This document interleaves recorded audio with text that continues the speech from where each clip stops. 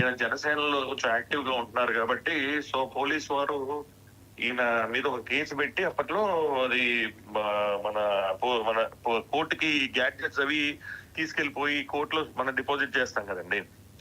Deposit చేసిన gadgets ని court వారు కూడా దాన్ని అబ్జర్వ్ చేశారు. పర్మిషన్ లేకుండా, కోర్టు పర్మిషన్ లేకుండా తీసుకెళ్లిపోయారు.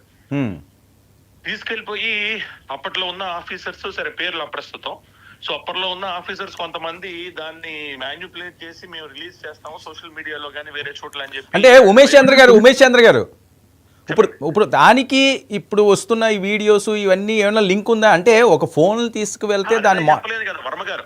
అది నేను ఎలా చెప్తాను, అది కిరణ్ రాయల్ గారి వీడియోలో ఆయన మొబైల్లో ఏ ఉన్నాయో ఆయనకు తెలుస్తుంది. కాకపోతే ఆయన ఆ డౌట్ ను ఎక్స్ప్రెస్ చేసిన మాట మాత్రం ఇప్పుడు కాదు, 2023లోనే మన రిట్ పిటిషన్ వేయడం జరిగింది హైకోర్టులో.